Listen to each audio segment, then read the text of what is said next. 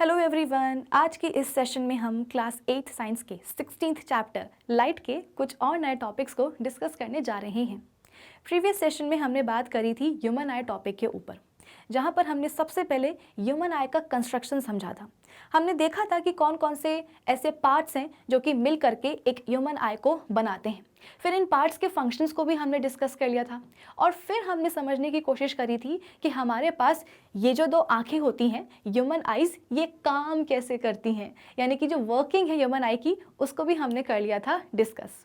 अब ह्यूमन आई के बारे में ही 2-3 और छोटे छोटे से टॉपिक्स हैं जिनकी जानकारी होना आपके लिए ज़रूरी है, जैसे कि blind spot, persistence of vision and range of vision of a normal human आई। तो आज के इस सेशन में हम इन तीनों ही टॉपिक्स को एकदम डिटेल में डिस्कस करेंगे। सो आई होप आज के सेशन का जो टारगेट है वो सभी को एकदम क्लियर है। तो अब एक काम करते हैं, जल्दी से सेशन को स्टार्ट कर लेते हैं। So this is Vibhuti Khare, welcome to Magnet Brains, जहां पर आपको सभी चैप्टर्स के वीडियो लेक्चर्स मिलते हैं बिल्कुल फ्री ऑफ कॉस्ट। यानी कि मैग्नेट ब्रेन्स में आपको 2 चैप्टर्स पढ़ने के बाद किसी भी तरह का पेमेंट करने की या पैकेज परचेज करने की रिक्वायरमेंट बिल्कुल भी नहीं है, क्योंकि मैग्नेट ब्रेन्स आप सब तक पहुंचा रहा है क्वालिटी एजुकेशन बिल्कुल फ्री ऑफ कॉस्ट। तो इसी अच्छी बात से हम स्टार्ट कर लेते हैं आज का हमारे ये सेशन, जहां पर हम ह्यूमन आई के बारे में 3 छोटे छोटे से टॉपिक्स डिस्कस करेंगे। तो सबसे पहले हम बात करते हैं अपने फर्स्ट छोटे टॉपिक की, जो कि है ब्लाइंड स्पॉट। अब देखो, मैंने आपको हमेशा से बताया है कि अगर हम किसी ऑब्जेक्ट को देखते हैं तो कैसे देख पाते हैं, जब उस ऑब्जेक्ट से निकलने वाली लाइट रेज हमारी आंखों तक पहुंचती है। अगर एक ऑब्जेक्ट से निकलने वाली लाइट रेज हमारी आंखों तक नहीं पहुंचती हैं तो वो ऑब्जेक्ट हमें दिखाई देता ही नहीं है। अब मान लो कि अभी के लिए हम अपनी केवल एक ही आई को कंसिडर कर रहे हैं, ठीक है ना, लेफ्ट वाली आई को अभी हम कंसिडर कर रहे हैं। तो हमारी लेफ्ट आई के सामने क्या है, एक ऑब्जेक्ट रखा हुआ है और उस ऑब्जेक्ट से जो लाइट रेज हैं वो निकल रही हैं। निकल करके कहाँ जा रही हैं, तो हमारी आंख तक पहुंच रही है, हमारी लेफ्ट आई तक पहुंच रही है। अब होगा क्या कि ये जो लाइट रेज हैं ऑब्जेक्ट से निकलने वाली, ये क्या करेंगी, ये कहाँ जाएंगी, तो हमारी आंख के, हमारी लेफ्ट आई के अंदर ही जाएंगी।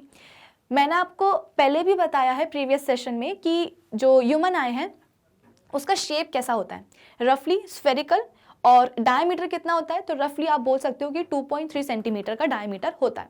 तो ऑब्जेक्ट से निकलने वाली जो लाइट रेज हैं वो निकली और हमारी आंख तक पहुंची। आंख तक पहुंचने के बाद होगा क्या, ये लाइट रेज बेसिकली हमारी आई बॉल के अंदर एंटर करने वाली हैं। तो आई बॉल के अंदर ये कैसे एंटर करेंगी, तो मैंने आपको प्रीवियस सेशन में समझाया था कि हमारी आई बॉल का जो आप बोल सकते हो कि जो एक आउटर मोस्ट कवरिंग होती है उसे हम क्या बोलते हैं, स्क्लेरा बोलते हैं, और ये काफ़ी टफ होती है। और ऑब्वियस सी बात है, आउटर मोस्ट कवरिंग है तो नेचुरली इसका काम क्या होगा, हमारी आई बॉल को प्रोटेक्ट करना, ठीक है ना। तो हमारे आंख में आपको जो सफ़ेद हिस्सा नज़र आता है वो बेसिकली क्या है, स्क्लेरा ही है। तो आप बोल सकते हो कि स्क्लेरा के कारण ही हमारी आई बॉल को एक सफ़ेद कलर मिलता है ना। स्क्लेरा को आप बोल सकते हो कि हमारी आंख का वाइट पार्ट होता है, एक सफ़ेद हिस्सा होता है। तो क्या समझाया मैंने आपको कि हमारी जो ह्यूमन आई है उसका शेप कैसा है, बेसिकली स्फेरिकल है और रफली स्फेरिकल है, और रफली आप बोल सकते हो कि डायमीटर कितना है, 2.3 सेंटीमीटर का है। फिर इसके बाद में आउटर मोस्ट कवरिंग को हम क्या बोलते हैं, आई बॉल की स्क्लेरा बोलते हैं, और ये हमारी आंख को एक वाइट कलर प्रोवाइड करती है, ठीक है। आउटर मोस्ट कवरिंग है, प्रोटेक्शन का काम करेगी और किसी भी तरह की इंजरी से आई बॉल को प्रोटेक्ट करेगी, ठीक है ना। फिर इसके बाद में जैसे कि मैंने आपको बताया था कि स्क्लेरा में ही आपको आंख के सामने एक तरीके का उभार दिखता है ना। आप अगर ऐसे देखोगे तो ऐसे शायद आपको ना समझ में आए, लेकिन अगर हम थोड़ा सा टर्न हो जाएंगे तो आपको समझ में आएगा कि स्क्लेरा में ही ना आंख के सामने एक उभार होता है। ये उभार क्यों है, क्योंकि बेसिकली आप बोल सकते हो कि एक टिश्यू प्रेजेंट होता है, एक क्लियर ट्रांसपेरेंट थिन टिश्यू, जिसे हम बोलते हैं कॉर्निया। और कॉर्निया का शेप बेसिकली कैसा होता है, डोम जैसा होता है ना, डोम शेप्ड होता है कॉर्निया। इसीलिए आपको आंख के सामने स्क्लेरा में ही एक उभार नजर आता है। आई बात समझ में। तो अब ये जो कॉर्निया है इसका भी काम क्या होता है, बेसिकली हमारी आंख को प्रोटेक्ट करना ही होता है। आई बॉल को के प्रोटेक्शन के लिए ही आप बोल सकते हो कि स्क्लेरा होती है और कॉर्निया होती है। तो ऑब्जेक्ट से निकलने वाली जो भी लाइट रेज हैं वो हमारी आंख तक पहुंची, अब इनको आई बॉल के अंदर जाना है, तो ये अंदर कैसे जाएंगी, कॉर्निया के थ्रू जाएंगी। तो कॉर्निया बेसिकली क्या करता है, इन लाइट रेज को आई बॉल के अंदर भेज देता है। अब अंदर तो आ गई लाइट रेज कॉर्निया के थ्रू, अब अंदर आकर के कहाँ जाएंगी, तो कॉर्निया के जस्ट पीछे आपको जो है ना एक रिंग शेप का स्ट्रक्चर नजर आता है, ठीक है ना।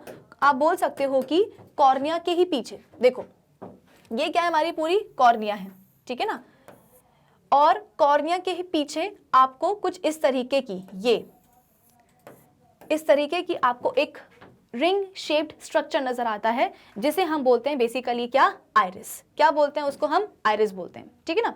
आइरिस के बिल्कुल बीचों बीच आपको एक डार्क मस्कुलर स्पॉट नजर आता है, जिसे हम बोलते हैं प्यूपिल। अब ये डार्क हमको क्यों नजर आ रहा है, एकदम ब्लैक कलर का स्पॉट क्यों नजर आता है, क्योंकि प्यूपिल पे आप बोल सकते हो कि लाइट का रिफ्लेक्शन नहीं होता, यानी कि प्यूपिल पे अगर आकर के लाइट रेज गिरती हैं तो वो रिफ्लेक्ट नहीं होती, वो टकरा करके वापस नहीं लौटती हैं। तो अगर रिफ्लेक्शन नहीं हो रहा है तो फिर क्या हो रहा है, प्यूपिल बेसिकली इन लाइट रेज को अपने थ्रू अंदर जाने देती है आई बॉल में। तो कॉर्निया ने भी क्या करा था कि ऑब्जेक्ट से निकलने वाली लाइट रेज को अंदर भेज दिया था। अंदर आकर के ये लाइट रेज कहाँ गई, तो कॉर्निया के पीछे जो आइरिस होती है, आइरिस के बिल्कुल सेंटर में एक छोटा सा जो होल होता है, जो कि हमको एक डार्क मस्कुलर स्पॉट नजर आता है, जिसको हम प्यूपिल बोलते हैं। इस प्यूपिल के थ्रू ही लाइट रेज क्या करने वाली हैं, और अंदर आई बॉल में एंटर करने वाली हैं। तो कॉर्निया के थ्रू सबसे पहले लाइट रेज आई बॉल में एंटर करती हैं, फिर कॉर्निया की जस्ट पीछे जो प्यूपिल होता है, उस प्यूपिल के थ्रू क्या होता है, लाइट रेज और अंदर चली जाती हैं, ठीक है। ये बना है यहाँ पे प्यूपिल, ये देखो ये, ठीक है। फिर इसके बाद में चलो ठीक है, प्यूपिल ने भी क्या करा, लाइट रेज को अंदर भेज दिया। अब लाइट रेज कहाँ जाएंगी, तो प्यूपिल के जस्ट पीछे प्रेजेंट होता है क्या, हमारा एक आई लेंस। क्या प्रेजेंट होता है, आई लेंस। देखो ये है, ये वाला, ये पूरा क्या है, आई लेंस है, और इसका शेप कैसा होता है, बेसिकली ये एक कॉन्वेक्स लेंस होता है ना। हमारा आई लेंस कैसा होता है, कॉन्वेक्स लेंस होता है। Is that clear. तो लाइट रेज जो भी प्यूपिल के थ्रू अंदर आई थी, वो अल्टीमेटली जाएंगी आई लेंस में। ये आई लेंस करने क्या वाला है, तो लेंस के पीछे आपको, आप बोल सकते हो कि आई बॉल के पिछले हिस्से में एक स्क्रीन नजर आएगी, एक लेयर नजर आएगी, इसे हम क्या बोलते हैं, रेटिना बोलते हैं, ये, ठीक है ना। तो आई बॉल के पिछले हिस्से में आप बोल सकते हो कि लेंस के पीछे एक लेयर होती है, एक मेम्ब्रेन होती है पतली सी, जिसे हम क्या बोलते हैं, प्यार से रेटिना बोलते हैं। क्या बोलते हैं, रेटिना। इसको आप बोल सकते हो कि आपके आई बॉल की ये एक स्क्रीन होती है। स्क्रीन क्यों बोल रहे हैं, क्योंकि जो भी ऑब्जेक्ट से निकलने वाली लाइट रेज आ रही है ना, उन लाइट रेज से जो इमेज का फॉर्मेशन है वो कहाँ होने वाला है, स्क्रीन पर ही होने वाला है। आई बात समझ में। तो क्या होगा कि लाइट रेज ऑब्जेक्ट से निकली, कहाँ तक पहुंची, आंख तक पहुंची। आप बोल सकते हो कि कॉर्निया के थ्रू लाइट रेज अंदर आई, फिर लाइट रेज कहाँ गई, कॉर्निया के पीछे जो प्यूपिल है वहां गई, प्यूपिल ने इन लाइट रेज को अंदर भेज दिया। ये लाइट रेज अंदर कहाँ जाएंगी, तो हमारे आई लेंस में जाएंगी। आई लेंस बेसिकली क्या करने वाला है, इन सभी रेज को फोकस करवाने वाला है, कहाँ, इस रेटिना पर।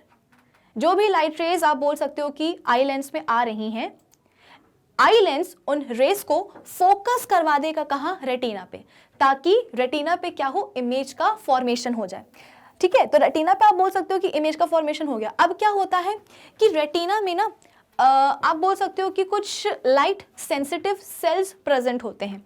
लाइट सेंसिटिव सेल्स प्रेजेंट होते हैं, बेसिकली नर्व सेल्स भी आप उनको बोल सकते हो, ठीक है ना। कौन कौन से, दो तरह के होते हैं, एक होता है रॉड्स और दूसरे होते हैं हमारे कोन्स, ठीक है। तो रेटिना पे आप बोल सकते हो कि कुछ लाइट सेंसिटिव सेल्स होते हैं, दो तरह के, रॉड्स एंड कोन्स। तो बेसिकली ये जो रॉड्स एंड कोन्स हैं, ये क्या करने वाले हैं कि रेटिना पे जो भी इमेज बनी है, उस इमेज को ये कन्वर्ट करते हैं इलेक्ट्रिकल सिग्नल्स में या इम्पल्सेस में। आई रिपीट कि रेटिना पे जो भी इमेज बनी है, उस इमेज को कन्वर्ट किया जाता है किस में, इलेक्ट्रिकल सिग्नल्स में या इम्पल्सेस में। कौन करता है, तो रेटिना में ही जो लाइट सेंसिटिव सेल्स प्रेजेंट होते हैं, रॉड्स एंड कोन्स, ये करते हैं। अब एक बार इलेक्ट्रिकल सिग्नल्स या इम्पल्सेस बन गए, अब इन सिग्नल्स को या इम्पल्सेस को भेजा जाता है कहाँ, हमारे ब्रेन में। कौन भेजता है, तो रेटिना से ही जुड़ी होती है क्या, एक ऑप्टिक नर्व। ये ऑप्टिक नर्व क्या करने वाली है कि जो भी रॉड्स एंड कोन्स ने इलेक्ट्रिकल सिग्नल्स बनाए थे उन सिग्नल्स को ये कैरी करने वाली है और कहाँ तक पहुँचाती है, हमारे ब्रेन तक पहुँचाती है। फिर ब्रेन बेसिकली क्या करता है, इन सिग्नल्स को इंटरप्रिटेट करता है और फिर हमें वो जो ऑब्जेक्ट है वो दिखाई दे जाता है। हालांकि रेटिना पे जो इमेज बनी है वो कैसी होती है, रियल होती है और इन्वर्टेड होती है, यानी कि अपसाइड डाउन होती है। लेकिन ब्रेन जो है ना, आप बोल सकते हो कि इरेक्ट, मतलब जो भी वो इमेज दिखाता है वो एक इरेक्ट ऑब्जेक्ट की ही इमेज दिखाता है, ठीक है ना। वो ये मान के चलता है कि जो ऑब्जेक्ट है वो कैसा है। मतलब आप ऐसे समझ लो ना कि हम गए हैं मम्मी के साथ, जैसे कि हमने कुछ शैतानी करी है, ठीक है ना, सपोज हमारे हाथ से कुछ टूट गया, तो हम अब उसको जो है ना मम्मा को ऐसे समझाने की कोशिश करेंगे कि जानबूझ के नहीं तोड़ा है, वो तो ऐसा हुआ, तो गलती से वो चीज़ हो गई। तो आप अपनी मम्मा के पास अपनी जो पूरी कहानी है वो लेकर के गए हो कि मम्मा ऐसा ऐसा हुआ और मैं तो खेल रहा था और भैया ने जो है ना वहाँ पे वो चीज़ रख दी थी तो मेरा पैर पड़ गया तो वो टूट गया, तो ऐसा हुआ तो वैसा हुआ। अब मम्मा ने आपकी जो कहानी है पूरी वो सुन तो ली, लेकिन मम्मा को पता है कि असलियत में क्या हुआ होगा। तो एग्जैक्टली यहाँ पे यही होने वाला है कि जो भी इमेज का फॉर्मेशन हो रहा है यहाँ पे, ठीक है, वो मतलब रेटिना पे जो भी इमेज बन रही है, भाई लेंस ने क्या करा है, लाइट रेस को फोकस करवा दिया है कहाँ, रेटिना पे। तो आप बोल सकते हो कि रेटिना पे क्या होने वाला है, इमेज बनने वाली। कैसी बनेगी, रियल एंड इन्वर्टेड बनेगी।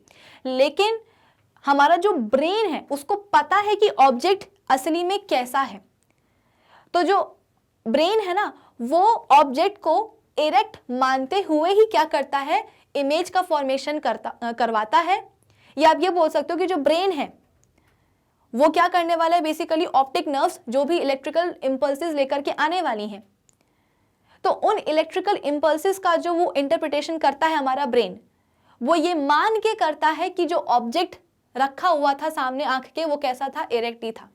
वो तो आंखों ने क्या करा, ऐसी उल्टी पुल्टी इमेज बना दी और उसके सिग्नल्स जो है ना हम तक पहुंचा दिए। लेकिन ब्रेन बहुत स्मार्ट है, उसको पता है कि जो सामने ऑब्जेक्ट रखा है वो कैसा था, अपसाइड डाउन नहीं था, वो इरेक्ट ही था, वो सीधा रखा हुआ था। तो जो भी वो इंटरप्रिटेशन करेगा उन सिग्नल्स की, तो वो कैसे करेगा, ये मान करके करेगा कि सामने जो ऑब्जेक्ट रखा है वो कैसा है, इरेक्ट ही है। सॉर्टेड। चलिए, तो कुल मिलाकर के ये पूरी कहानी रही थी अपने क्या प्रीवियस सेशन की। हमने एक बार क्विक रिवीजन कर लिया। अब ये हमने क्यों पढ़ा है, क्योंकि मुझे आपको ब्लाइंड स्पॉट के बारे में समझाना है कि आखिर ये ब्लाइंड स्पॉट क्या होता है। So at the junction of optic nerve and retina in the eye, there are no light sensitive cells, यानी कि कोई rods and cones नहीं होते हैं, ठीक है ना। आप देख सकते हो कि इस वाले पॉइंट पर, ठीक है ना, ये वाले पॉइंट पे देखो क्या हो रहा है। यहाँ पे जो अपनी रेटिना है वो किससे जुड़ रही है, जाकर के रेटिना जुड़ रही है इस ऑप्टिक नर्व से। दूसरे कलर से बताती हूँ, ये देखो, ये पूरी क्या है, ऑप्टिक नर्व है, ठीक है ना, ये पूरी। तो इस पॉइंट पे बेसिकली क्या हो रहा है, इस वाले पॉइंट पे, ये वाले पॉइंट पे, इस वाले पॉइंट पे आप बोल सकते हो कि रेटिना और जो ऑप्टिक नर्व है ये मिल रही हैं। तो यहाँ पे आप बोल सकते हो कि ये क्या है, ये एक जंक्शन है जहां पे रेटिना और ऑप्टिक नर्व क्या कर रही हैं, बेसिकली मिल रही हैं। तो ये जो जंक्शन बना है रेटिना और ऑप्टिक नर्व का, इस जंक्शन पे आप बोलते हो कि कोई भी लाइट सेंसिटिव सेल्स प्रेजेंट नहीं होते, यानी कि कोई रॉड्स एंड कोई कोन्स वगैरह नहीं होते हैं। इसका मतलब क्या, कि अगर ऐसा हुआ कि हमने ऑब्जेक्ट को आंख के सामने किसी एक पर्टिकुलर पोजीशन पे रखा है और उस पोजीशन पे रखने के कारण हुआ क्या कि जो हमारी आई लेंस थी उस आई लेंस ने लाइट रेस को फोकस तो करवाया रेटिना पे, लेकिन कहां करवाया, इस पर्टिकुलर जंक्शन पे ही फोकस करवा दिया। क्या आपको इतनी बात समझ में आ रही है कि आप बोल सकते हो कि हमारी जो रेटिना है वो इस पॉइंट पे क्या करती है, ऑप्टिक नर्व से आप बोल सकते हो कि जुड़ी रहती है ना। इस पॉइंट पे बेसिकली क्या हो रहा है कि रेटिना ऑप्टिक नर्व से जुड़ी हुई है। तो सपोज आंख के सामने जो भी ऑब्जेक्ट रखा था उससे निकलने वाली जो भी लाइट रेस थी वो हमारी आंखों तक पहुंच रही थी, और आंखों तक तो पहुंची, लेंस ने क्या करा, उन सभी की सभी लाइट रेस को फोकस करवा दिया कहां, इसी जंक्शन पे। अब इस जंक्शन की खास बात देखो, रेटिना जो अपनी रेटिना है वो ऑप्टिक नर्व से जुड़ी हुई है, उसमें कोई खास बात नहीं है। खास बात यह है कि इनका जो जंक्शन बन रहा है, इस जंक्शन पे कोई भी रॉड्स एंड कोन्स, कोई भी लाइट सेंसिटिव सेल्स प्रेजेंट नहीं होते हैं। तो अगर लेंस ने क्या करा है, लाइट रेस को यहाँ पे फोकस करवा भी दिया है, तो क्या होगा, इस पॉइंट पे इमेज का फॉर्मेशन हो जाएगा। लेकिन इमेज का फॉर्मेशन तो हो गया भाई, रेटिना है, स्क्रीन है, इमेज का फॉर्मेशन तो हो गई, लेकिन रेटिना में जो रॉड्स एंड कोन्स प्रेजेंट होते हैं, इनका काम क्या होता है कि रेटिना पे जो भी इमेज बन रही है उस इमेज को इलेक्ट्रिकल इंपल्सेस में कन्वर्ट करना ही इन लाइट सेंसिटिव सेल्स का काम होता है। अब यहाँ पे इस जंक्शन पे इमेज तो बन रही है, लेकिन इस इमेज को इलेक्ट्रिकल सिग्नल्स में कन्वर्ट करने के लिए इस जंक्शन पे कोई भी रॉड्स एंड कोन्स नहीं है। अब आप खुद ही सोचो, अगर सिग्नल्स ही नहीं बनेंगे, इलेक्ट्रिकल इंपल्सेस ही नहीं बनेंगे, तो ये जो ऑप्टिक नर्व है ये क्या कैरी करके ले जाएगी?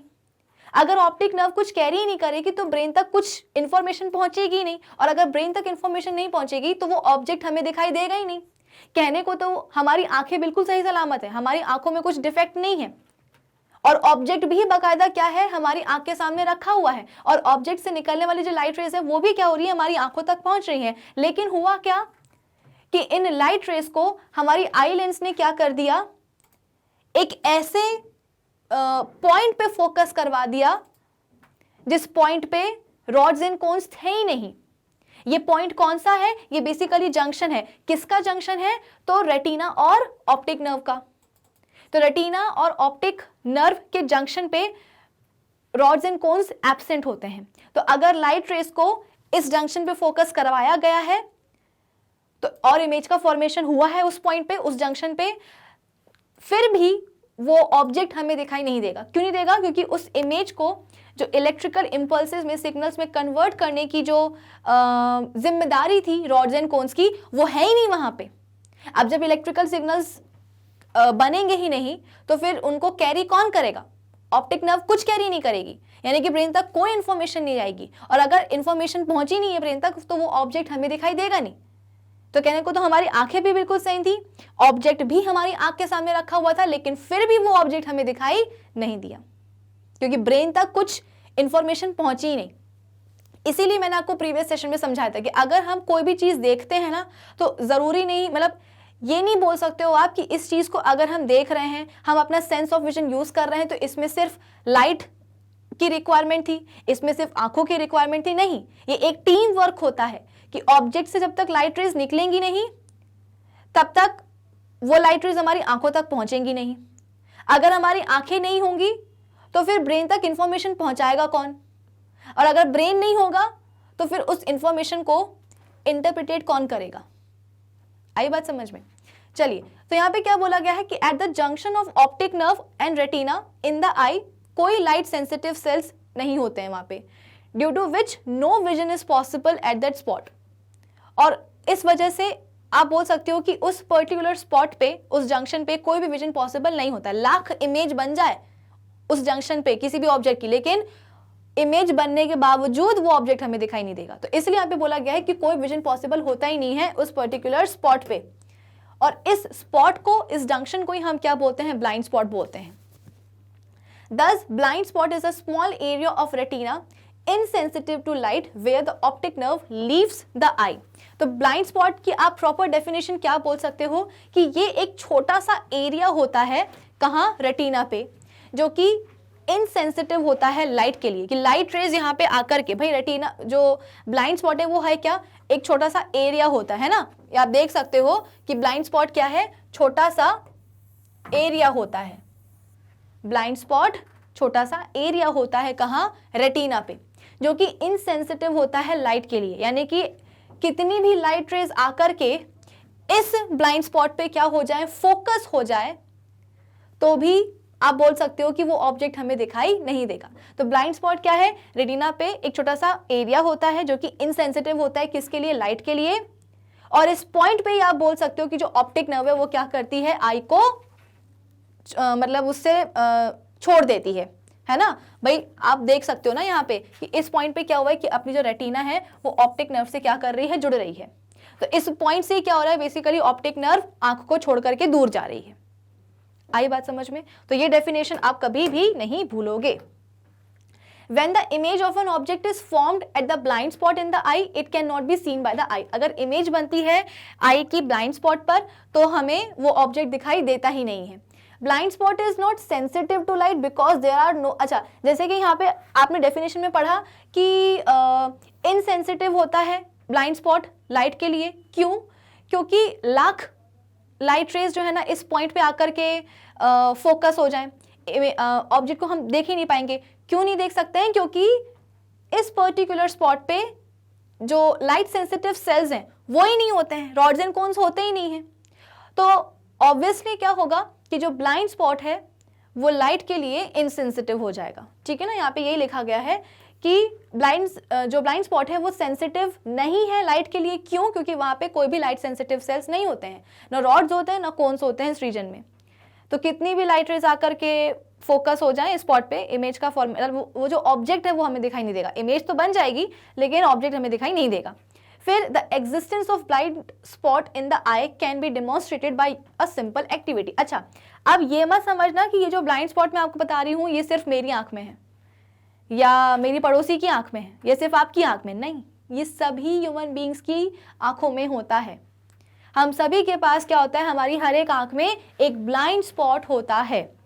ठीक है, और एक सिंपल एक्टिविटी से हम क्या कर सकते हैं, अपने आंख का जो ब्लाइंड स्पॉट है उसको हम बेसिकली मतलब वो जो एग्जिस्टेंस जो है ब्लाइंड स्पॉट का, जैसे कि मैंने आपको बोल दिया कि देखो भाई ब्लाइंड स्पॉट सबकी आंखों में होता है, मेरी दोनों आंखों में भी है, एक इसमें है एक इसमें है, आपकी दोनों आंखों में होगा, लेफ्ट और राइट दोनों में होगा। तो आप बोलोगे कि मैम आपने बोल दिया तो हम ऐसे कैसे मान लें कि हम सभी की आंखों में जो है एक एक ब्लाइंड स्पॉट होता है?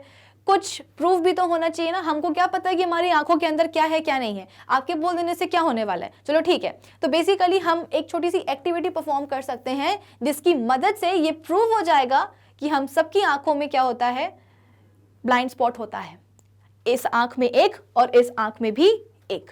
करना क्या जाता है इसके लिए, हम लेते हैं एक plain blank paper, white paper, ठीक है ना, और ये मेक श्योर करेगा कि वो जो आपने पेपर लिया है वो कैसा है, एकदम ब्लैंक है। ऐसा ना हो कि उसमें जो है ना बहुत सारी चीज़ें लिखी हुई हो और आपने वही जो है ना पेपर एक्टिविटी के लिए ले लिया, नहीं, आपको एकदम परफेक्टली वाइट ब्लैंक पेपर लेना है। ठीक है, फिर इसके बाद में इस ब्लैंक पेपर में लेफ्ट साइड में आप क्या करने वाले हो, एक डॉट बनाने वाले हो। लेफ्ट साइड में आपने क्या किया भाई, एक डॉट बनाया है कुछ इस तरीके से। और इसी पेपर में राइट साइड में हम क्या करेंगे, एक प्लस साइन बना लेंगे, या आप इसको क्रॉस भी बोल सकते हो। तो हमने क्या करना है, हम ये चाहते हैं कि हमें ये समझ में आए कि डेफिनेटली हमारी दोनों ही आंखों में एक एक ब्लाइंड स्पॉट होता है। तो उसके लिए हम एक छोटी सी एक्टिविटी परफॉर्म कर रहे हैं कि हमने यहाँ पे एक छोटा सा वाइट पेपर लिया है और वो बिल्कुल ब्लैंक है, और पेपर के लेफ्ट साइड में हमने एक डॉट मार्क करा है और पेपर के राइट साइड में हमने एक क्रॉस या एक प्लस जो है ना हमने मार्क करा है। अब हम क्या करने वाले हैं, बेसिकली अपना जो राइट हैंड होगा उससे हम इस पेपर को कुछ ऐसे पकड़ेंगे, जैसे कि यहाँ पे पकड़ा गया है ना, वैसे ही हम अपने हाथ से क्या करने वाले हैं, पेपर को ऐसे पकड़ने वाले हैं। ठीक है ना, एक हाथ तो हमारा बिजी हो गया। अब हम दूसरे हाथ से क्या करेंगे, अपनी जो लेफ्ट आई है इसको ऐसे कवर कर लेंगे, यानी कि एक हाथ से हमने पेपर को ऐसे पकड़ा और एक हाथ से अपनी जो लेफ्ट आई है उसको हमने कवर कर लिया। कवर क्यों किया, क्योंकि हम बेसिकली अपनी लेफ्ट आई को जो है ना नहीं चाहते हैं कि वो पेपर पे जो भी बना हुआ है उसको वो देखे, है ना। हम नहीं चाहते हैं कि लेफ्ट आई क्या करे, अपना विजन यूज करे। तो उसका विजन को ब्लॉक करने के लिए हम बेसिकली क्या कर रहे हैं, अपना हाथ अपनी लेफ्ट आई पे रख रहे हैं, यानी कि जो हमारी राइट आई है वो तो काम कर रही है ना, उसका जो विजन है उसको हम ब्लॉक नहीं कर रहे हैं। ठीक है ना, तो एक हाथ से हमने राइट हैंड से अपने पेपर को पकड़ा है, लेफ्ट हैंड से अपने क्या करा है, हमने लेफ्ट आई को बंद कर लिया है। अब जो हमारी राइट आई है उससे हम क्या करने वाले हैं, उससे हम ये जो डॉट है ना, डॉट, इसको हम फोकस करेंगे। लेफ्ट आई को हमने बंद कर लिया, अब हम देख रहे हैं किससे, राइट आई से। राइट आई से भी आपको किसको देखना है, फोकस किसको करना है, इस स्पॉट को करना है। ये नहीं कि राइट आई से आप इन दोनों को ही देख लो, नहीं। अगर आपने लेफ्ट आई क्लोज करी है तो आप राइट आई से डॉट को देखोगे, डॉट पे आप फोकस करोगे। ठीक है ना, अब क्या करेंगे, धीरे धीरे जिस समय आपने अपनी आंख को बंद किया है, है ना, और पेपर को आपने ऐसा रखा है, तो उस समय जैसे कि मैं आपसे बोल रही हूँ कि भाई राइट आई से आपको क्या करना है, इस डॉट पे फोकस करना है। लेकिन आप बोलोगे कि मैम ये हमारे लिए इम्पॉसिबल हो रहा है, क्यों? क्योंकि हमको राइट आई से दोनों ही चीजें दिखाई दे रही हैं, प्लस भी दिखाई दे रहा है और डॉट भी दिखाई दे रहा है। क्या करें? कोई दिक्कत की बात नहीं है। वो जो पेपर है ना, आप उसको अपनी आंख के पास लेकर के आते जाओ। भाई अगर मैं बोल दूं कि एक आंख बंद कर लो और दूसरी आंख से सिर्फ इसको देखो, तो आप बोलोगे कि मैम वो भी तो दिख रहा है, उसका क्या करें? कोई बात नहीं, जो पेपर है उसको आप अपनी आंख के पास लेकर के आते जाओ, आते जाओ, आते जाओ। एक ऐसा डिस्टेंस आएगा जहां पर आकर के आपको अपनी राइट आई से सिर्फ और सिर्फ ये डॉट दिखाई देगा, ये क्रॉस इनविजिबल हो जाएगा। एक सर्टेन डिस्टेंस पे जैसे जैसे आप पेपर को ऐसे पास लेकर के आते जाओगे और राइट आई से कोशिश करो कि राइट आई क्या करे, पूरा पूरा फोकस करे किसके ऊपर, इस डॉट के ऊपर।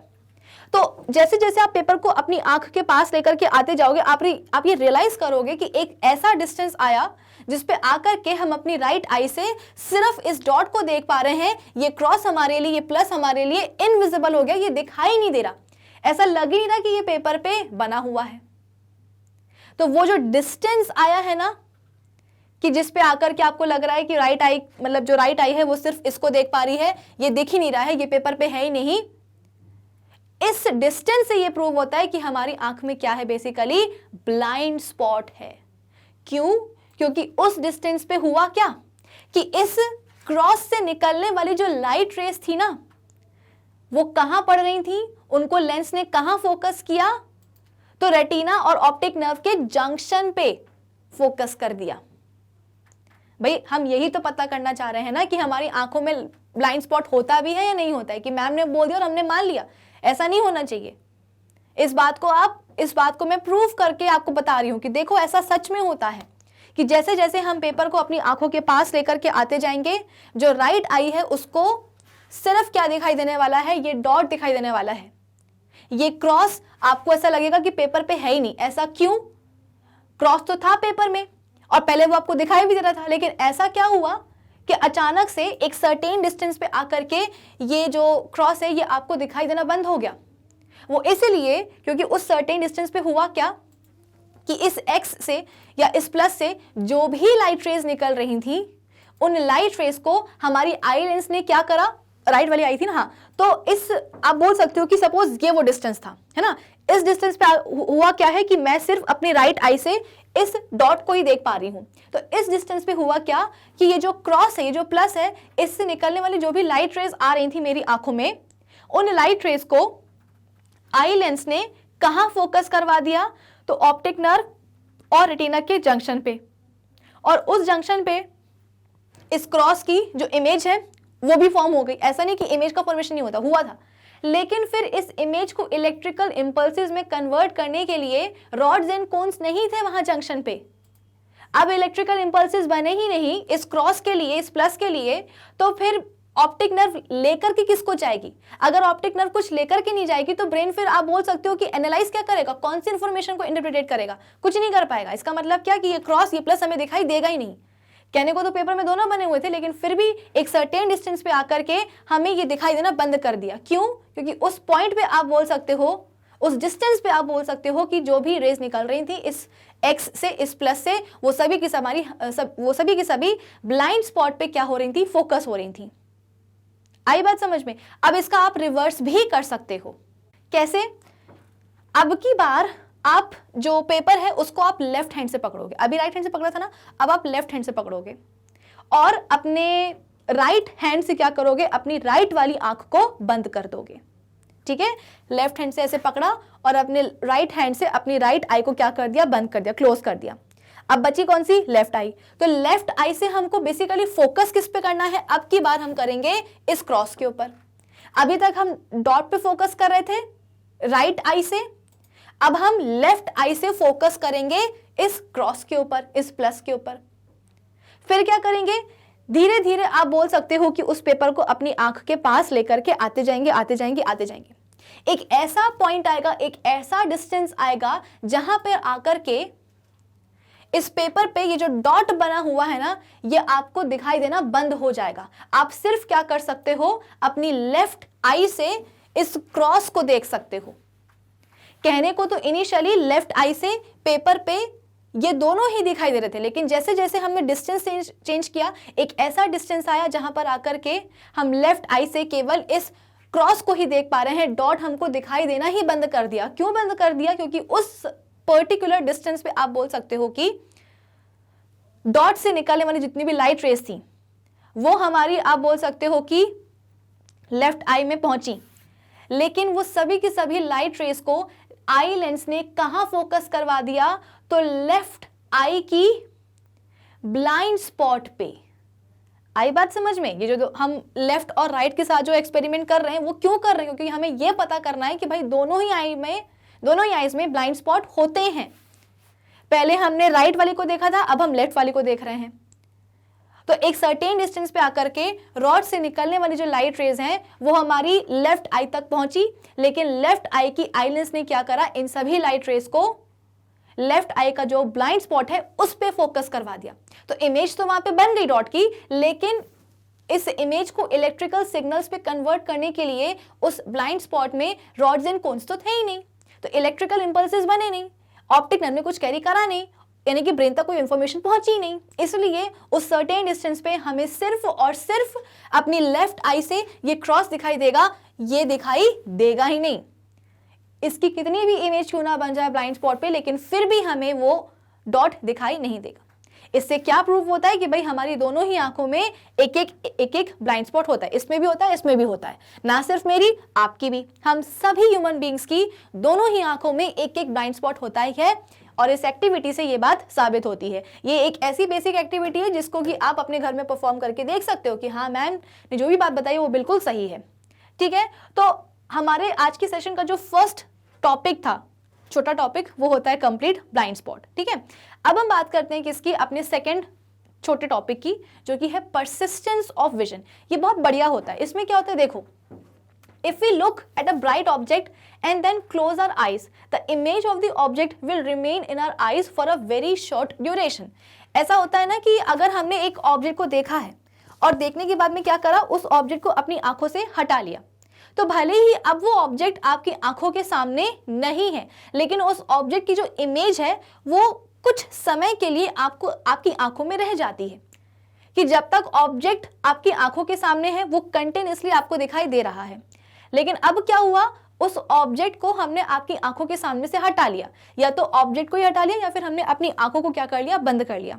तो उस ऑब्जेक्ट की जो इंप्रेशन है, जो इमेज है, वो कुछ समय के लिए हमारी आंखों में रह जाती है। लेकिन ये जो समय है ये क्या होता है, काफी शॉर्ट ड्यूरेशन का होता है, यानी कि जो भी इमेज या जो भी इंप्रेशन रह गई है उस ऑब्जेक्ट की हमारी आंखों में, वो बहुत ही कम समय के लिए रहती है। Thus, the image formed on the retina of the eye does not fade away immediately. माना कि शॉर्ट ड्यूरेशन के लिए इंप्रेशन रहता है, लेकिन इस बात से यह साबित होता है कि ऑब्जेक्ट की जो भी इमेज बनी है रेटिना पे, ऑब्जेक्ट के हटाए जाने के बाद वो इमेज रेटिना से एकदम से हटती नहीं है कि हमने ऐसे ऑब्जेक्ट को हटाया तो उसकी जो इमेज बन रही थी रेटिना पे वो भी क्या हो गई, एकदम से हट गई। नहीं, थोड़ा सा आप बोल सकते हो कि टाइम लग जाता है। रेटिना आप बोल सकते हो कि बहुत ही कम समय के लिए, समय बहुत ही कम है, लेकिन एटलीस्ट कुछ समय के लिए उस ऑब्जेक्ट की इमेज को रिटेन रखता है, रिटेन करता है। ठीक है ना? So the image formed on the retina of the eye does not fade away immediately. अचानक से आप बोल सकते हो कि ऑब्जेक्ट की जो इमेज है वो रेटिना पे जो बनी है वो गायब नहीं हो जाती, फेड नहीं हो जाती, कुछ समय के लिए रहती है। समय भले ही छोटा हो लेकिन रहती तो है ना at least. So the image of an object seen by our eyes persists or remains on the retina for about 1/16th of a second even after the object has disappeared from our view. अब क्या बोला है कि basically the image of an object seen by our eyes, हमारी आंखों ने object की जो इमेज देखी है, या आप ये बोल सकते हो कि हमारी आंखों ने ऑब्जेक्ट की जो इमेज बनाई है, कहाँ, रेटिना पे, वो आप बोल सकते हो कि कितने समय तक रहती है, तो 1/16th of a second, यानी कि एक सेकेंड का 16वां हिस्सा, 16th पार्ट। एक सेकेंड तो खुद ही इतना कम होता है, मैंने बोला एक सेकेंड, तो एक सेकेंड इतने में ही हो गया क्या, 1 सेकेंड। अब इस 1 सेकेंड का भी 16th हिस्सा, तो 1/16 ऑफ अ सेकेंड टाइम के लिए उस ऑब्जेक्ट की जो इमेज है वो कहां रहती है, हमारी रेटिना पे रहती ही रहती है। भले ही क्या हुआ है, आप उस ऑब्जेक्ट को अपने विजन, अपने व्यू से जो है ना हटा चुके हो, लेकिन फिर भी उस ऑब्जेक्ट की जो इमेज है हमारी रेटिना पे 1 सेकेंड के 16th पार्ट तक रहती ही रहती है। और इसी को हम बेसिकली क्या बोलते हैं, persistence of vision. This happens because the stimulated light sensitive cells on the retina take a little time to come back to their original state. हम सबको पता है, देखो इसीलिए मैंने आपको ना सेशन की स्टार्टिंग में ही जो हमने कल पढ़ा था प्रीवियस सेशन में, वो मैंने आपको रिवाइज करवा दिया कि भाई लाइट रेज जो हैं वो आंखों के अंदर तो आ गई और लेंस ने क्या करा, उन लाइट रेज को रेटिना पे फोकस करवा दिया। अब रेटिना पे इमेज का फॉर्मेशन हो गया, लेकिन हुआ क्या कि रेटिना में जो लाइट सेंसिटिव सेल्स प्रेजेंट थे, रॉड्स एंड कोन्स, वो बेसिकली क्या हो जाता है, वो स्टिमुलेट हो जाते हैं। भाई ऑब्वियस सी बात है ना, अगर आपके एग्जाम्स आने वाले हों, है ना, क्वेश्चन पेपर अगर आपके सामने आ जाए तो आप एकदम एक्टिव मोड में आ जाते हो ना कि भाई क्वेश्चन पेपर आ गया आपके सामने, अब तो हमें क्या करना है, फटाफट से आंसर्स लिखने हैं। तो कुछ इसी तरीके से जब लेंस क्या करता है, आई लेंस लाइट रेज को रेटिना पे फोकस करवाता है, रेटिना पे इमेज बनती है, तो रेटिना में जो लाइट सेंसिटिव सेल्स होते हैं वो एकदम एक्टिव मोड पे आ जाते हैं, यानी कि वो स्टिमुलेट हो जाते हैं। और उनकी स्टिमुलेशन से बेसिकली भाई ऑब्वियस ही बात है ना, अब उन्हें समझ में आ गया है, रेटिना पे जो रॉड्स एंड कोन्स थे उनको अब ये समझ में आ गया है कि भाई रेटिना पे इमेज बन चुकी है। अब अगर इमेज बन चुकी है तो इस इमेज का आप बोल सकते हो कि इलेक्ट्रिकल इंपल्सेस में कन्वर्जन करवाना पड़ेगा, और ये जो कन्वर्जन है इसका काम किसका होता है, रॉड्स एंड कोन्स का होता है। तो जैसे ही रेटिना पे इमेज बनी, रेटिना पे प्रेजेंट जो रॉड्स एंड कोन्स हैं वो एक्टिव मोड में आ जाते हैं कि भाई काम आ गया है, अब हमें क्या करना है कि इमेज को कन्वर्ट करवाना है किसमें, इलेक्ट्रिकल सिग्नल्स में, इंपल्सेस में। ठीक है, तो यहाँ पे क्या बोला जा रहा है कि दिस हैपन्स बिकॉज जो स्टिमुलेटेड लाइट सेंसिटिव सेल्स होते हैं रेटिना में take a little time to come back to their original state. अब जब तक ऑब्जेक्ट आंख के सामने था, उससे निकलने वाली जो रेस थी वो आ रही थी लेंस तक, लेंस जो उनको फोकस करवा रहा था रेटिना पे, रेटिना में जो रॉड्स एंड कोन्स प्रेजेंट थे वो स्टिमुलेट हो चुके थे, वो क्या कर रहे थे, इमेज को कन्वर्ट करवा रहे थे इलेक्ट्रिकल इंपल्सेस में। इन इलेक्ट्रिकल इंपल्सेस को जो ऑप्टिक नर्व है वो लेकर के जा रही थी कहाँ, ब्रेन तक, और ब्रेन जो है फिर इसको, इस इंफॉर्मेशन को एनालाइज कर रहा था, और जो ब्रेन है वो क्या कर रहा था, हमको ऑब्जेक्ट को देखने में मदद कर रहा था। लेकिन अब क्या हुआ, ऑब्जेक्ट को हमने हटा लिया। अब जैसे ही हमने ऑब्जेक्ट को हटाया, लेकिन आप बोल सकते हो कि ऑब्जेक्ट तो हट गया आंख के सामने, लेकिन आंख में, रेटिना में जो लाइट सेंसिटिव सेल्स प्रेजेंट थे वो तो एक्टिव मोड पे थे ही ना।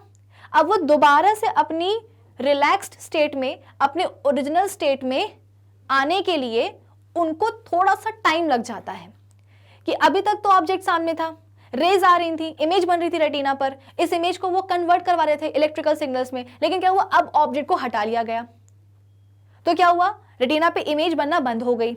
लेकिन इमेज तो बनना बंद हो गई, लेकिन वो जो सेल्स थे रेटिना पे वो तो अभी भी स्टिमुलेटेड थे ना, तो वो दोबारा से अपने रिलैक्स्ड स्टेट में आने के लिए, ओरिजिनल स्टेट में आने के लिए थोड़ा सा टाइम लेते हैं। और जितना टाइम वो ले रहे हैं उतने ही टाइम तक आप बोल सकते हो कि रेटिना पे उस ऑब्जेक्ट की जो इमेज है वो परसिस्ट करती है, रिटेन करती है, जो कि कितना होता है, 1 सेकेंड का 16th part. The ability of an eye to continue to see the object of an object for a very short duration even after the object has disappeared from the view is called persistence of vision. और इसी property को हम क्या बोलते हैं, persistence of vision, कि हमारी आंख की ये एबिलिटी होती है कि हम क्या कर रहे हैं, ऑब्जेक्ट की इमेज को देखना कंटिन्यू कर रहे हैं। कब तक, for a very short duration of time, even after object जो है हमारे व्यू से डिसअपियर हो चुका है। भाई ऑब्जेक्ट हमारे व्यू से डिसअपियर हो चुका है, लेकिन फिर भी हमारे आंखों के पास ये एबिलिटी होती है कि उस ऑब्जेक्ट की जो इमेज है वो हम क्या कर पा रहे हैं, देख पा रहे हैं, but for a very short duration of time. तो इसी प्रॉपर्टी को हम क्या बोलते हैं, इसी एबिलिटी को हम क्या बोलते हैं, persistence of vision. It is due to the phenomena of persistence of vision that we are able to see movie pictures in a cinema hall. अब आप बोलोगे कि मैम ये कैसे पॉसिबल है, ये क्या लाइन हो गई, कि वो persistence of vision ही होता है हमारी आंखों का, जिसकी वजह से हम सिनेमा हॉल में क्या कर सकते हैं, मूवीज देख सकते हैं। How is that possible? अब देखो मैं आपको एक बहुत ही बेसिक सी चीज समझाती हूँ। सपोज मैं आपको एक इमेज दिखा रही हूँ, ठीक है ना। इमेज मैंने दिखाई है क्या, कि यहाँ पे मैं एक डॉट बना रही हूँ, ठीक है ना। ये क्या है, एक इमेज है, ये वाली अभी जो आपको आपकी स्क्रीन के सामने दिखाई दे रही होगी मेरी इमेज, ये क्या है, ये एक इमेज है। इस इमेज को मैं आपको 1 सेकंड में दिखा रही हूँ कि 1 सेकंड में एक इमेज। अब मैं आपको दूसरे सेकंड में दूसरी इमेज दिखा रही हूँ। ये जो आपको दिखाई दे रहा है ये क्या है, अभी मेरी दूसरी इमेज है जिसको कि मैं आपको दूसरे सेकंड में दिखा रही हूँ। अब मैं आपको तीसरे सेकंड में तीसरी इमेज दिखा रही हूँ। ये है क्या, स्क्रीन पे दिखने वाली एक तीसरी इमेज मेरी, जो कि आपको दिखाई दे रही होगी तीसरे सेकंड में। अब मैं आपको चौथे सेकंड में फोर्थ इमेज दिखा रही हूँ। तो हो क्या रहा है कि मैंने आपको अभी अभी 4 इमेजेस बताई हैं, एक ये वाली, एक ये वाली, एक ये वाली और एक ये वाली, ठीक है ना। एक ये इमेज, एक दूसरी इमेज, तीसरी इमेज, चौथी इमेज। अब जितनी भी इमेजेस मैंने आपको दिखाई हैं वो कैसे दिखाई हैं, 1 सेकंड में एक इमेज दिखाई है, कि 1 सेकंड में एक इमेज, सेकंड सेकंड में दूसरी इमेज, थर्ड सेकंड में तीसरी इमेज, फोर्थ सेकंड में तीसरी इमेज, फिफ्थ सेकंड में आप बोल सकते हो कि 5वीं इमेज। अब अगर मैं एक काम करूं कि 1 सेकंड में मैं आपको 2 इमेजेस बताऊं, अभी तो मैं आपको 1 सेकंड में एक इमेज बता रही थी, थोड़ा सा समझने की कोशिश करना, ठीक है ना। अभी मैं आपको 1 सेकंड में एक इमेज बता रही थी, अब मैं आपको 1 सेकंड में अगर 2 इमेजेस बताऊं, जैसे कि 1 2 सेकंड एक ही हुआ लेकिन मैंने आपको इमेजेस 2 बता दी, जैसे कि 1 सेकंड, फिर इसके बाद में जो दूसरा सेकंड होगा उसमें भी मैं आपको 2 इमेजेस बता रही हूं। कैसे, तो कहने को तो सेकंड एक था लेकिन इस सेकंड में अब आपको 2 इमेजेस मिली। कौन कौन सी, पहले सेकंड में आपको ये दोनों इमेजेस मिली और दूसरे सेकंड में आपको ये दोनों इमेजेस मिली। एक काम करते हैं, तीसरे सेकंड में ना हम 2 इमेजेस और ले लेते हैं। तो अब इस तीसरे सेकंड में आपको 2 इमेजेस दिखाई दी। कौन कौन सी, एक ये वाली और एक ये वाली। पहले सेकंड में आपको ये दोनों दिखाई दी थी, दूसरे सेकंड में आपको ये दोनों इमेजेस दिखाई दी थी और तीसरे सेकंड में आपको ये दोनों इमेजेस दिखाई दी। तो जो मैं ऐसे खड़े होकर के डॉट बना रही हूं ना, तो इसको इमेज मत समझना, ये इमेज नहीं है। जो मेरा पोस्चर है, जो मैं यहाँ पे ऐसे पलट करके एक डॉट बना रही हूं स्क्रीन पे, ये क्या है, ये एक पूरी इमेज है। मेरी इमेज आपको नजर आ रही होगी, आई बात समझ में। तो देखो अभी मैं ऐसे खड़ी हूं तो ये आपको पूरी मेरी एक इमेज नजर आ रही होगी कि मैम क्या कर रही हैं, बोर्ड पे स्क्रीन पे डॉट बना रही है, तो उनकी एक फोटो है, एक इमेज है। तो अगर 1 सेकंड में हम एक इमेज को देखते हैं तो वो इमेज में हमको कुछ खास बात नजर नहीं आती है, लेकिन अगर हम 1 सेकंड में 2 इमेजेस देखते हैं तो आपको लगता है कि 1 सेकंड में 2 इमेजेस काफी फास्ट हो रहा है। एक काम करते हैं, अब इसको और फास्ट करते हैं। और फास्ट कैसे करेंगे कि अब हम 1 सेकंड में 3 इमेजेस देखेंगे। 1 सेकंड में 3 इमेजेस, तो कौन कौन सी, एक इमेज ये, दूसरी ये और तीसरी ये। तो 1 सेकंड में 3 इमेजेस कैसे देखेंगे, आई बात समझ में। 1 सेकंड में अब हमने 3 इमेजेस देखी हैं। कौन कौन सी, मतलब मैंने नहीं, आपने, कौन कौन सी, ये 3 इमेजेस आपने देख ली।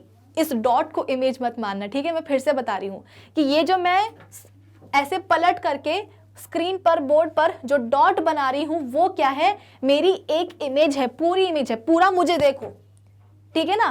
कि मैं ऐसे खड़े होकर के डॉट बना रही हूं, देखो मेरा ये हाथ जो है मेरे कमर पे रखा है मैंने, ठीक है। तो ये पूरी क्या है, मेरी एक इमेज है। तो 1 सेकंड में आपको ये इमेज नजर आई, दूसरे सेकंड में आपको ये नजर आई, तीसरे सेकंड में आपको ये इमेज नजर आई, फोर्थ सेकंड में आपको ये नजर आई और फिफ्थ सेकंड में आपको ये नजर आई। अब अगर मैं 1 सेकंड में 2 इमेजेस बताऊं तो, अगर मैं 1 सेकंड में 3 इमेजेस बताऊं तो, आई बात समझ में। अब एक काम करते हैं, अब 1 सेकंड में 5 इमेजेस देखते हैं। अब आपको 1 सेकंड में मेरी 5 इमेजेस मिलने वाली है। कौन कौन सी, फिर से देखें, 1 सेकंड में 5 इमेजेस। तो यहां पे क्या हुआ, आपने 1 सेकंड में मेरी 5 इमेजेस देखी हैं एक साथ, back to back, back to back. अब एक काम करते हैं, 1 सेकंड में अब हम मेरी 15 इमेजेस देखते हैं। क्या आप समझ सकते हो, 1 सेकंड में अब हम क्या कर रहे हैं, 1 सेकंड में अब हम 15 इमेजेस देखने वाले हैं। तो ये तो आपको कुछ ऐसा नजर आएगा। 1 सेकंड में मैंने क्या करा है, अपनी 15 इमेजेस बताई हैं, है ना। तो आपको ये एक इमेज नजर नहीं आएगी, अब आपको ये एक ऐसा लगेगा कि आपके सामने 1 सेकंड का एक वीडियो चल गया है। अगर मैं आपको 1 सेकंड में केवल एक ही इमेज दिखाती हूं तो आपको समझ में आता है कि हाँ 1 सेकंड में एक इमेज हमको दिखाई दे गई। अगर मैं आपको 1 सेकंड में 3 इमेजेस दिखाती हूं तो आप ये डिफरेंशिएट करने की कोशिश करोगे कि हाँ मैम ने 1 सेकंड में 3 इमेजेस दिखाई हैं।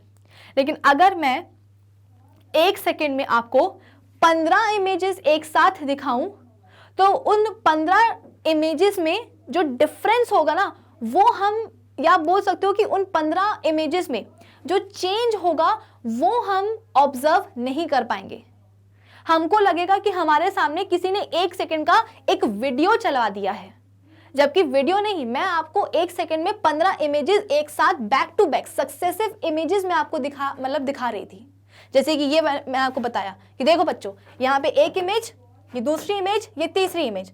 अब मैं क्या कर रही हूँ, 1 सेकंड में मैं आपको ऐसी 15 इमेजेस, ऐसी 15 सक्सेसिव इमेजेस एक साथ दिखा रही हूँ। आ रही बात समझ में? जैसे कि एक काम करते हैं, इसको हम नाम रख देते हैं, ठीक है ना। ये है अपनी फर्स्ट इमेज, ये है दूसरी, ये है तीसरी, ये है फोर्थ, ये है फिफ्थ, ये है सिक्स्थ इमेज, ये 6, अच्छा ये 7th हो गई, 8, 9, 10, 11, 12, 13, 14, 15, ठीक है ना। ये 7, ये 8, ये 9th, ये 10th, ये 11th, ये 12th, ये 13th, ये 14th और ये 15th, ठीक है। तो अब मैं क्या करने वाली हूँ बेसिकली, अब मैं आपको 1 सेकंड में 15 इमेजेस एक साथ दिखाने वाली हूं मेरी। तो 1 सेकंड काउंट करना, 1, 2, 3, 4 एंड गेट्स अ गो। तो यहां पे हुआ क्या, आपने 1 सेकंड काउंट किया और मैंने यहां पे आपको मेरी एक साथ सक्सेसिव 15 इमेजेस बता दी। पहली इमेज ये थी, ये वाली, दूसरी ये थी, इसको क्लियर कर देते हैं थोड़ा सा। पहली इमेज ये थी, दूसरी ये थी, तीसरी ये थी, फोर्थ ये थी, फिफ्थ ये थी, सिक्स्थ ये थी, 7th ये थी, 8, 9, 10, 11, 12, 13, 14, 15, ये सब क्या थी, मेरी सबकी सब सक्सेसिव इमेजेस थी, जिनको मैंने बैक टू बैक आपको 1 सेकंड में दिखा दिया। तो आपको ऐसा लगा कि ये तो हमारे सामने 1 सेकंड का वीडियो चल गया। ऐसा क्यों लगा? क्योंकि 1 सेकंड में मैंने आपको एक साथ 15 इमेजेस बताई हैं। तो इन 15 इमेजेस में चेंजेस क्या थे वो आप ऑब्जर्व नहीं कर पाए, और हमको ऐसा लगा कि बैक टू बैक क्या हुआ है, एक वीडियो चल गया है हमारे सामने। ऐसा क्यों? Because of persistence of vision. अभी अभी मैंने आपको बताया था कि अगर आपके सामने एक ऑब्जेक्ट आता है तो उसकी इमेज बन जाती है, उस ऑब्जेक्ट की इमेज आप देखते हो, और अगर वो ऑब्जेक्ट आपकी आंखों के सामने से हटा दिया गया है तो भी उस ऑब्जेक्ट की जो इमेज है रेटिना पे 1 सेकेंड के 16th हिस्से तक परसिस्ट करती है, रिटेन करती है। तो भले ही ऑब्जेक्ट को आपने हटा दिया हो, लेकिन उसकी इमेज बहुत ही शॉर्ट ड्यूरेशन के लिए, उस ऑब्जेक्ट की जो इंप्रेशन है वो बहुत ही शॉर्ट ड्यूरेशन के लिए हमारी आंखों में बरकरार रहता है।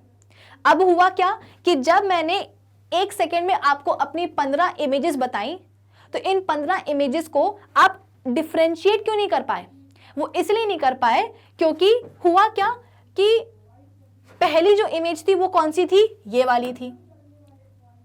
इसके बाद में जो मैं आपके सामने सेकंड इमेज लेकर के आई, ये वाली, तो जब तक कि आप सेकंड वाली इमेज को देखते, पहली वाली इमेज का जो इंप्रेशन है वो ऑलरेडी आपके दिमाग में था। ऑब्जेक्ट को अगर हम हटा देते हैं तो आप बोल सकते हो कि बहुत ही कम समय के लिए उस ऑब्जेक्ट की जो इंप्रेशन है वो हमारे दिमाग में रहता है, भले ही कम समय के लिए, लेकिन रहता तो है ना। 1 सेकंड के 16th हिस्से के लिए कम से कम रहता तो है। अब यहाँ पे हुआ क्या कि एक ऑब्जेक्ट का जो इंप्रेशन है वो गया नहीं था, लेकिन आप बोल सकते हो कि आप बोल सकते हो कि ऑब्जेक्ट का जो इंप्रेशन है वो गया नहीं था, इतने में ही आपको एक दूसरा ऑब्जेक्ट नजर आ गया। इस समय में क्या हूं आपके लिए? एक ऑब्जेक्ट ही तो हूं ना, जिसकी इमेज आप क्या कर रहे हो, अपने दिमाग में बना रहे हो। देखो इस समय में क्या हूं? एक ऑब्जेक्ट हूं जिसकी इमेज आपके दिमाग में बन रही होगी।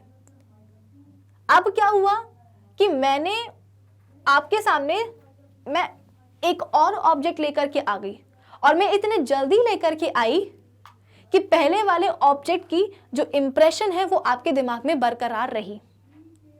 फिर क्या हुआ, एक ऑब्जेक्ट की जो इमेज है वो बरकरार रही, इतने में आपको दूसरे ऑब्जेक्ट की इमेज भी जो है ना आपने बना ली। अब दूसरे ऑब्जेक्ट को हटा करके मैं तीसरा ऑब्जेक्ट आपके सामने लेकर के आई हूं, लेकिन अभी भी दूसरे ऑब्जेक्ट की जो इमेज है वो बरकरार है आपके दिमाग में। फिर मैं तीसरा लेकर के आ गई, फिर मैं फोर्थ लेकर के आ गई, मैं फिफ्थ लेकर के आ गई। तो हुआ क्या, एक साथ मैंने आपको ऐसी 15 चीजें, 15 इमेजेस मैंने आपको लगातार दिखा दी हैं। और इन इमेजेस का आप बोल सकते हो कि जो इंप्रेशन है, ठीक है ना, इन इमेजेस का जो इंप्रेशन है वो लगातार आपके दिमाग में क्या रहा, बनता रहा। एक इमेज का इंप्रेशन हटा नहीं कि दूसरे का आ गया, दूसरे का हटा नहीं कि तीसरा आ गया, तीसरे का हटा नहीं कि चौथा आ गया। तो लगातार ऐसा करने से हुआ क्या कि आपको ऐसा लगा कि एक सेकंड में एक वीडियो चल गया। ये क्यों होता है, परसिस्टेंस ऑफ विजन की वजह से। तो एक सेकंड में अगर आप बोल सकते हो कि 15 इमेजेस आपको बैक टू बैक दिखाई जाती हैं, 15 इमेजेस पर सेकेंड, तो ऐसा लगता है कि हमारे सामने वीडियो चल गया है। जो 15 इमेजेस के बीच में जो डिफरेंस है वो हम जो चेंजेस हैं, है ना, 15 इमेजेस में जो चेंजेस हैं उनको हम डिफरेंशिएट नहीं कर पाते, उनको हम ऑब्जर्व नहीं कर पाते हैं। तो 15 इमेजेस पर सेकेंड की स्पीड से ज़्यादा की स्पीड पे अगर हमने इमेजेस देखी हैं तो फिर वो वीडियो ही बनता है। तो यहाँ पे जो बात बोली गई है कि सिनेमा हॉल में जो हम मूवीज देखते हैं वो कैसे देख पाते हैं, परसिस्टेंस ऑफ विजन के कारण ही।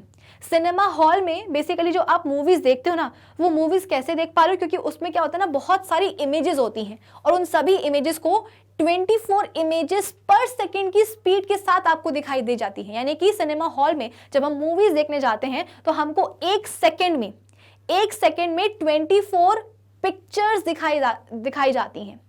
और अब तो ये रेट बढ़ करके कितना हो चुका है, 48 हो चुका है। यानी कि अब जब हम सिनेमा हॉल में पिक्चर देखने जाते हैं तो हमको एक सेकेंड में 48 इमेजेस एक साथ बैक टू बैक दिखाई जाती हैं। कहां तो हम 15 इमेजेस अगर एक साथ देख लें एक सेकेंड में, मतलब 15 इमेजेस को अगर हम देख लें बैक टू बैक एक सेकेंड में, तो वो हमको एक सेकेंड का वीडियो नजर आता है। और कहां मूवी हॉल में क्या हो रहा है, सिनेमा हॉल में, कि हमको एक सेकेंड में बैक टू बैक 48 इमेजेस दिखाई जा रही हैं। तो एक सेकेंड में अगर 48 इमेजेस आपको दिखाई दी जाएंगी तो आपको क्या लगेगा कि भाई वो तो वीडियो ही चला है ना।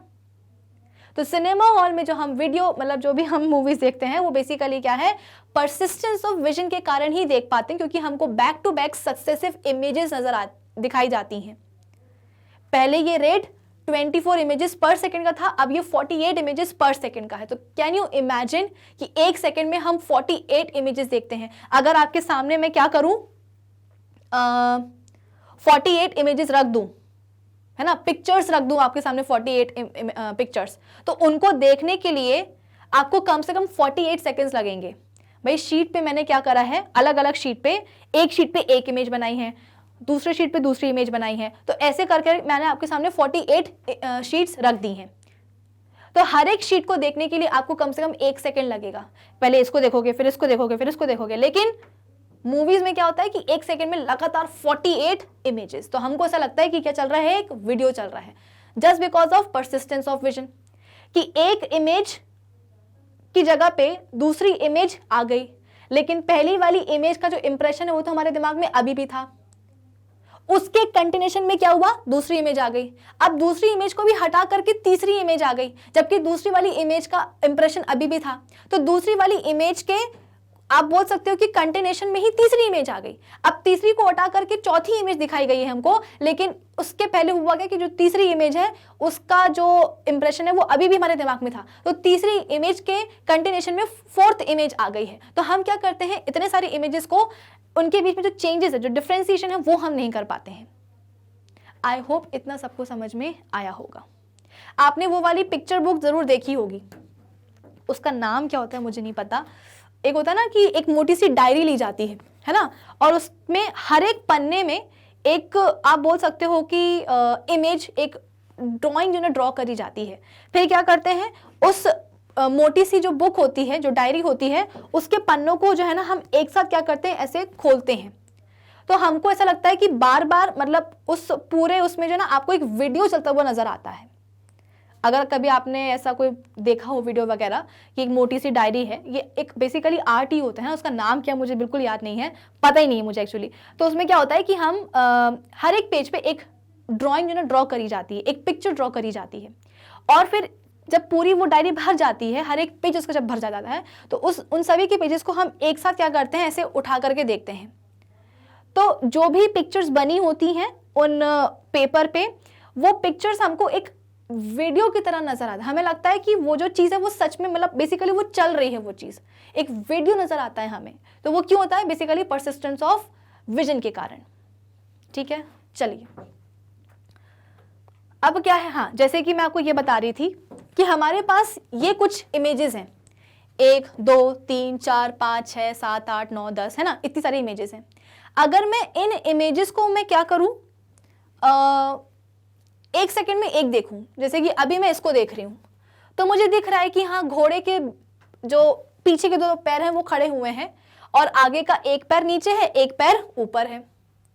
इस वाले में क्या हुआ, कुछ अजीब ही हो गया, चारों पैर जो है ना वो हवा में आ गए। इसमें भी कुछ अजीब है, इसमें भी कुछ, मतलब अगर मैं हर एक पिक्चर को, हर एक इमेज को अगर मैं एक एक सेकंड लगा करके देखूं, तो इनके बीच में जो डिफरेंस है वो मुझे नजर आएगा। लेकिन अगर मैं इन सभी इमेजेस को बहुत ही स्पीड में देखती जाऊं, तो मुझे नजर आएगा कि ये घोड़ा क्या कर रहा है, दौड़ रहा है। ऐसा क्यों? Because of persistence of vision, कि इस वाली इमेज की, इस वाली पिक्चर की जो इमेज बनी थी मेरे दिमाग में, वो अभी गई नहीं थी कि इतने में क्या हुआ, दूसरी वाली इमेज का इंप्रेशन आ गया। अब दूसरी वाली इमेज का जो इंप्रेशन है वो अभी भी मेरे दिमाग में था, वो गया नहीं था कि तीसरी वाली इमेज भी बन गई। तीसरी वाली इमेज का इंप्रेशन मेरे दिमाग से गया नहीं था कि मेरे सामने फोर्थ वाली क्या हो गई, पिक्चर आ गई और इसकी भी इमेज बन गई। तो लगातार क्या हो रहा है, इमेजेस पे इमेजेस, इमेजेस पे इमेजेस। तो मुझे ऐसा नजर आएगा कि ये क्या चल रहा है, एक वीडियो चल रहा है, जबकि वीडियो नहीं चल रहा है। मेरे सामने क्या है, अलग अलग पिक्चर्स हैं। इन पिक्चर्स को मैं क्या कर रही हूं, बहुत ही स्पीड के साथ देखती जा रही हूं। इसको हम क्या बोलते हैं, परसिस्टेंस ऑफ विजन। कि भाई हमारी, आप बोल सकते हो कि जो भी हमको ऑब्जेक्ट, जो भी हमको पिक्चर दिखाई जाती है, जो भी हमको इमेज दिखाई जाती है, उसकी जो इमेज है, भले ही वो ऑब्जेक्ट हमारे सामने से हटा दिया जाए, लेकिन उसका जो इंप्रेशन है वो हमारे दिमाग में कुछ समय के लिए रहता है। कितना समय? तो 1 सेकेंड की 16th हिस्से तक रहता है। सॉर्टेड? चलो, this is because if the still pictures of a moving object are flashed on our eyes at a rate faster than 16 picture per second। क्या बोला यहाँ पे कि हमारे पास अगर क्या है, स्टिल पिक्चर्स हैं एक मूविंग ऑब्जेक्ट की, ठीक है, जैसे कि यहाँ पे हमारे पास क्या है, मूविंग ऑब्जेक्ट, जो घोड़ा है वो बेसिकली दौड़ ही रहा है, लेकिन इस मूविंग घोड़े की हमारे पास स्टिल पिक्चर्स हैं।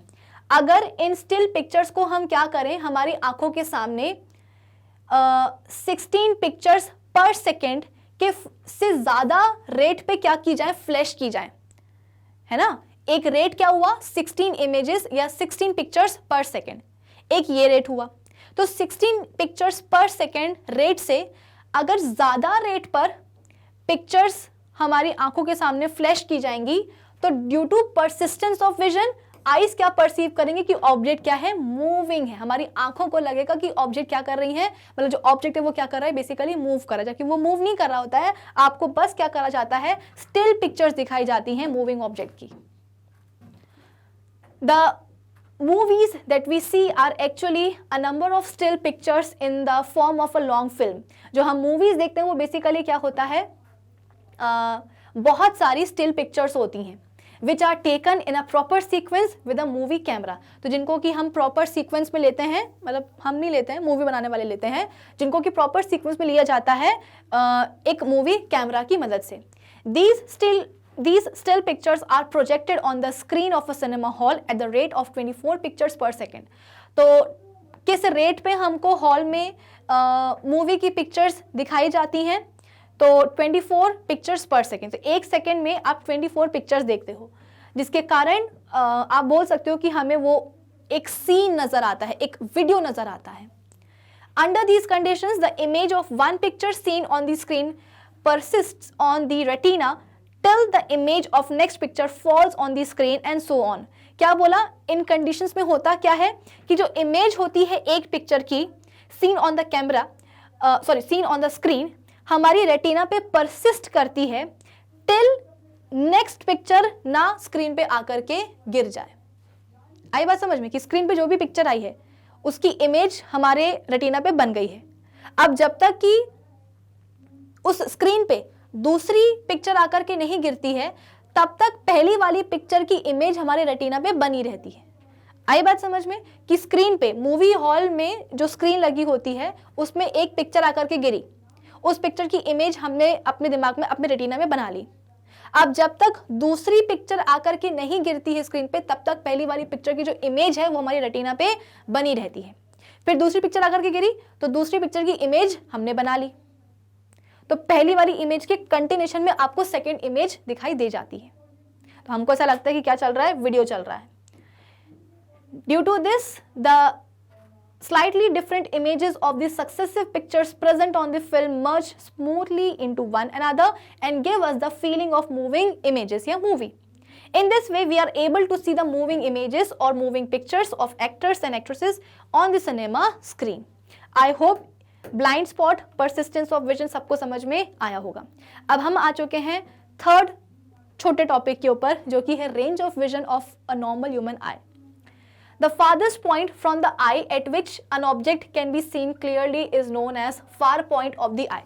हमारी आंख का फार पॉइंट क्या होता है कि सबसे दूर वाला पॉइंट हमारी आंख से जिस पे रखा हुआ जो ऑब्जेक्ट है उसको हम क्लियरली देख पाते हैं, तो उस दूर पॉइंट को हम क्या बोलते हैं, फार पॉइंट ऑफ द आई बोलते हैं। कि हमारी आंख से सबसे दूर वाला पॉइंट जिस पे रखा हुआ ऑब्जेक्ट हमें क्लियरली दिखाई देता है, तो उस दूर वाले पॉइंट को हम क्या बोलते हैं, हमारी आंख का, हमारी मतलब आईज का फार पॉइंट बोलते हैं। The far point of a normal human I is at infinity, यानी कि हमारी जो नॉर्मल मतलब हेल्दी ह्यूमन आई की बात हो रही है ना। अगर डिफेक्ट वगैरह होते हैं, चश्मा वगैरह लगता है, तो उसकी बात नहीं हो रही है। बिना चश्मों के अगर किसी इंसान को दिखाई दे रहा है तो वो वाली जो आंखें होती हैं उसको हम बोलते हैं नॉर्मल हेल्दी ह्यूमन आई। तो एक नॉर्मल ह्यूमन आई के लिए जो फार पॉइंट होता है वो क्या होता है, इन्फिनिटी होता है। यानी कि the far point of a normal human I is at a very large distance. यानी कि नॉर्मल ह्यूमन आई के लिए जो फार पॉइंट होता है वो बहुत ही लार्ज डिस्टेंस पे होता है। तभी तो हम क्या बोल रहे हैं, इन्फिनिटी। इन्फिनिटी का मतलब क्या होता है, बहुत दूर, है ना। कई बार आपने देखा होगा कि हम कहाँ गए, हम गए हैं शॉपिंग करने गए, हम किसी मेले वगैरह में गए, तो दूर रखी हुई मनपसंद चीज भी दिखाई दे जाती है। हम मम्मा को बोलते कि सुनो मम्मा वो वहां पे रखा, मम्मा बोलती अरे कहाँ रखा है, मुझे दिखाई नहीं दे रहा। आप बोलते हो कि नहीं नहीं वो वहीं रखा हुआ है, चलो वहां पे चलते हैं और उसको खरीद के आते हैं।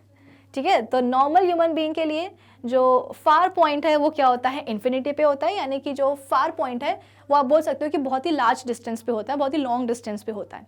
तो फार पॉइंट क्या होता है, हमारी आंख से दूर, एक बहुत ही दूर पॉइंट जिस पे रखा हुआ ऑब्जेक्ट हमको क्लियरली दिखाई दे जाता है, उसको हम बोलते हैं बेसिकली क्या, far point. The nearest point, अब एक फार पॉइंट होता है तो एक नियर पॉइंट भी होता होगा।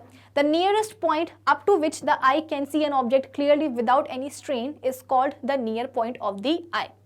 अब हम क्या कर रहे हैं, ऑब्जेक्ट को अभी तो हम दूर रख रहे थे अपनी आंख से, अब हम ऑब्जेक्ट को हम क्या कर रहे हैं, पास लेकर के आ रहे हैं अपनी आंख पे। ठीक है ना। तो एक ऐसा पॉइंट जिसपे आ करके जो ऑब्जेक्ट है वो बिना किसी स्ट्रेन के हमारी आंखों को दिखाई दे जाए, तो नियरेस्ट पॉइंट अप टू विच हमारी आंख क्या कर सकती है, एक ऑब्जेक्ट को क्लियरली देख सकती है बिना किसी स्ट्रेन के, उसे हम बोलते हैं क्या, near point. The near point of a normal eye is at a distance of 25 centimetre from the eye. क्या बोला गया यहाँ पे कि एक नॉर्मल ह्यूमन आई के लिए 25 सेंटीमीटर क्या होता है, मतलब एक नॉर्मल ह्यूमन आई के लिए जो नियर पॉइंट है वो आंख से कितना दूर होता है, तो 25 सेंटीमीटर। यानी कि अगर हम अपनी आंख से 25 सेंटीमीटर की डिस्टेंस पे, इतना होता है 25 सेंटीमीटर ऑलमोस्ट, ठीक है ना, छोटी स्केल का भी थोड़ा सा आप हिस्सा ले लो। तो अगर आप अपनी आंख से 25 सेंटीमीटर की डिस्टेंस पे एक ऑब्जेक्ट को रखते हो तो वो ऑब्जेक्ट आपको बिना किसी आंखों पे दबाव डाले वो ऑब्जेक्ट आपको क्लियरली दिखाई देता है।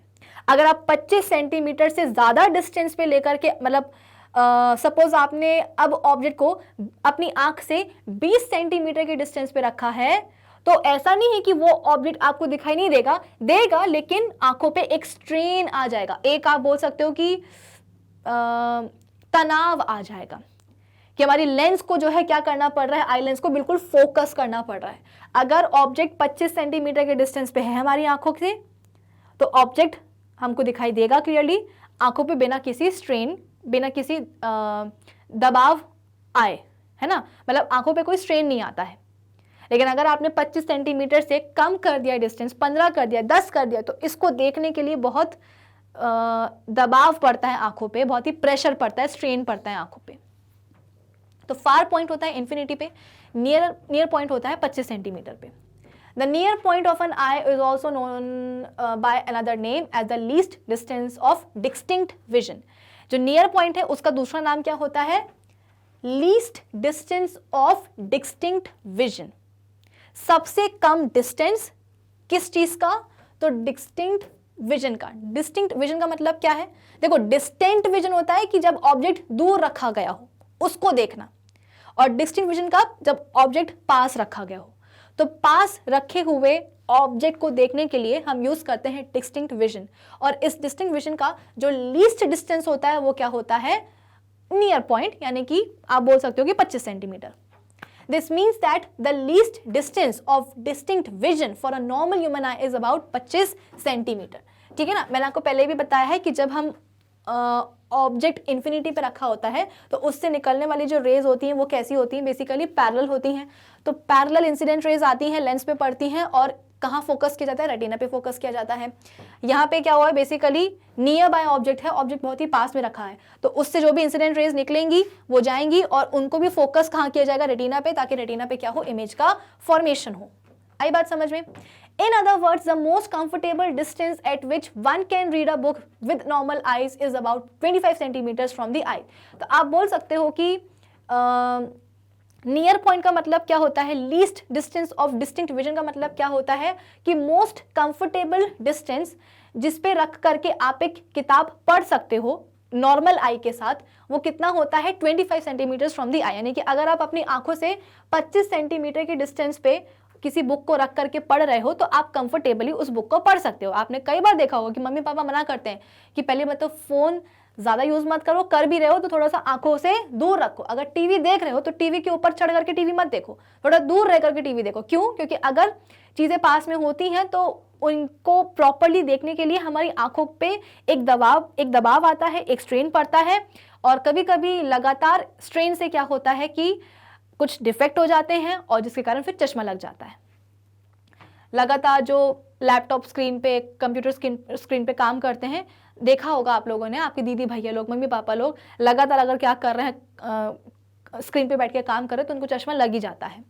The minimum distance at which the eye can see objects distinctly या clearly, however, varies with age.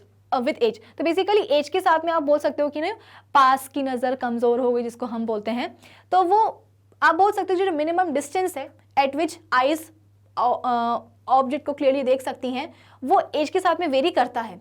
From the above discussion, we conclude that the range of vision of a normal human eye is from infinity to about 25 centimetres. यानी कि आप बोल सकते हो कि far point और near point को अगर हम कंसिडर करें एक साथ, तो जो रेंज होती है विजन की नॉर्मल ह्यूमन आई के लिए वो कितनी होती है, इन्फिनिटी से लेकर के 25 सेंटीमीटर। यानी कि अगर आप इन्फिनिटी से लेकर के 25 सेंटीमीटर के रेंज में किसी भी ऑब्जेक्ट को रखते हो तो वो ऑब्जेक्ट क्लियरली हमें दिखाई दे जाता है। कैसे? नॉर्मल ह्यूमन आई से।